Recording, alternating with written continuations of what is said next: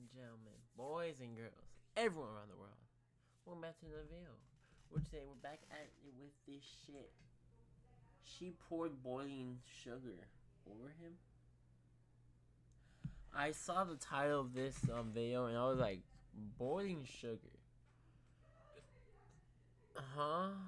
Bitch. Straight into it. I just want to see the boiling sugar. Let's see who dies or who gets attacked by boiling sugar. This case takes place in Cheshire, England on the 14th of July 2020. Karina Smith was a 59-year-old woman who lived in Neston in Cheshire. Neston is a village with a relatively small crime rate, surrounded by countryside and right near the coast. Karina was married to an 81-year-old man named Michael Baines. I tried to look for some pictures of Michael, but as far as I can tell, no pictures exist of him on the internet. Michael was in need of care due to suffering from poor health, and because of their difference in age, Karina was able to become his primary caregiver. The two had one child together, a son named Michael Jr., and Karina had another son and a daughter from a previous relationship. But sadly, in 2007, her son Craig took his own life, aged only 25. Before his death, he had been to prison for attacking a man. Following this attack, Craig became distressed and spoke with his mother. He said that the man he had attacked was a predator, and that a predator had touched him inappropriately in the past. He said, "Mum, he's a predator." Karina never asked him any further questions and assumed that with the statement, "he's a predator," Craig was referring to the man he had attacked. Shortly after, Craig took his life. Karina had formed a relationship with Michael when she was in her 20s and he in his 40s, and had brought him into her children's lives. She described the relationship as positive at the start. That was until his age began to become more noticeable, and things started to deteriorate as he aged. But despite this, she still provided Michael with the care he needed. On the 13th of July 2020, people who knew Karina stated that she was acting differently. She was described as angry and very upset.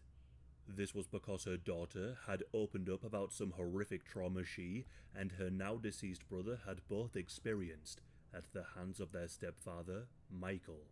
Karina's daughter told her that when they were younger, Michael would take advantage of them both and would touch them inappropriately. After Karina heard these allegations coming from her daughter's mouth, the memories of what her son had told her about being attacked by a predator came to mind.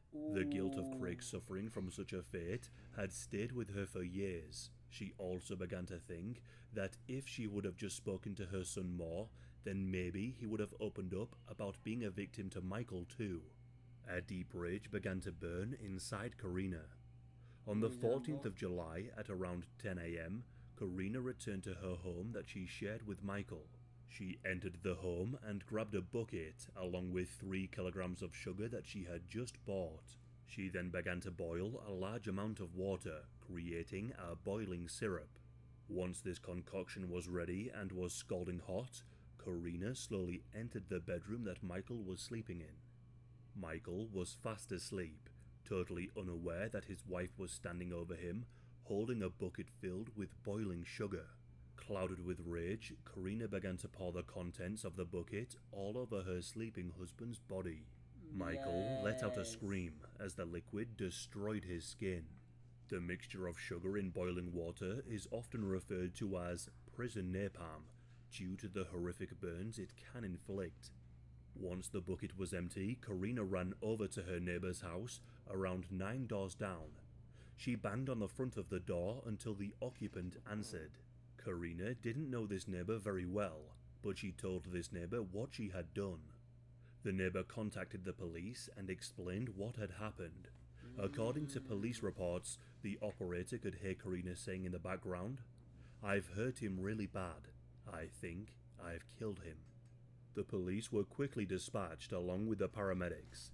They entered the home and found Michael whimpering in bed, with skin on his arms and torso beginning to peel off. Michael was rushed to hospital and Karina was swiftly arrested. Michael was treated for his wounds and was able to be somewhat stabilized for a short period. Karina was questioned and asked why she had done such a terrible thing to her husband. Karina explained what her daughter had told her and said that she became so enraged and clouded with anger that she poured the mixture over her husband. As I said before, Michael was able to be stabilized. However, he suffered burns to 36% of his body. After numerous operations and skin 36. grafts, 2 weeks after the attack, his condition began to deteriorate, and he passed away on the burn ward. Karina was now charged with murder, and the trial would begin in 2021. Karina gave her version of events and told the court about what her daughter had told her, and of course, spoke of her son. Karina's daughter also came forward and gave evidence to back her up. However, due to the circumstances, whether or not Michael had actually committed the crimes could not be established in a court of law, and therefore could not be used as a reason to justify the murder. Karina's defense team tried to convince the jury that she should be convicted of manslaughter instead of murder because of the loss of control brought on by her daughter's confession. However, the prosecution were able to prove that the attack was very much a calculated act. The fact that she bought 3 bags of sugar, took time to boil the water, meant that she had time to think about committing the act instead of an act of pure anger. People also recalled Karina acting angry the day before she attacked Michael. This was used to show that she had time to somewhat process what she had heard, and showed that she likely thought about the worst ways to harm Michael. Detective Chief Inspector Paul Hughes backed up what the prosecutors stated.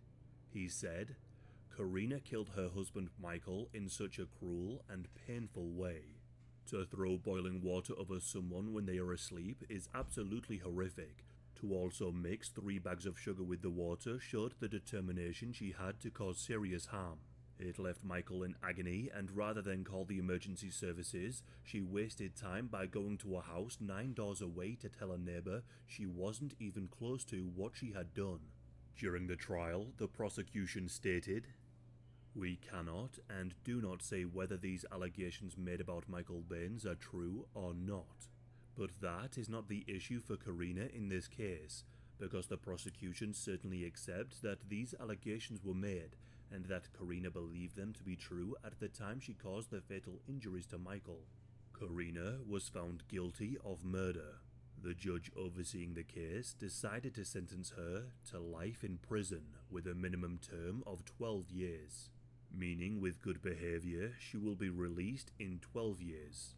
The judge stated, "Although the background provides some explanation as why you did what you did, I am sure you know that it cannot provide an excuse. Your actions cannot begin to be justified, whatever you believed your husband had done.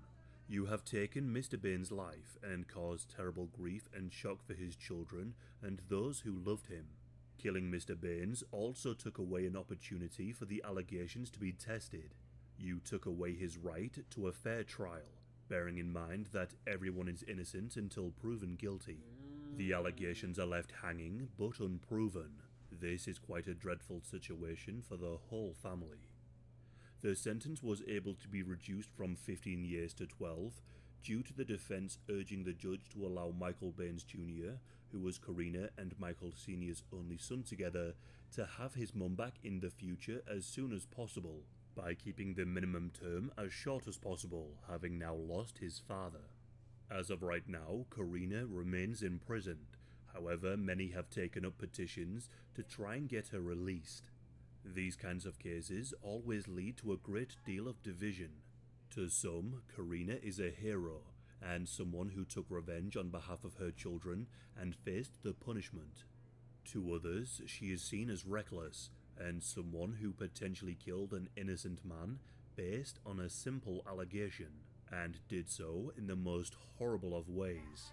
As always, please feel free to leave your opinion in the comment section below. I would This one's very much like to know what you all make of this very shocking case.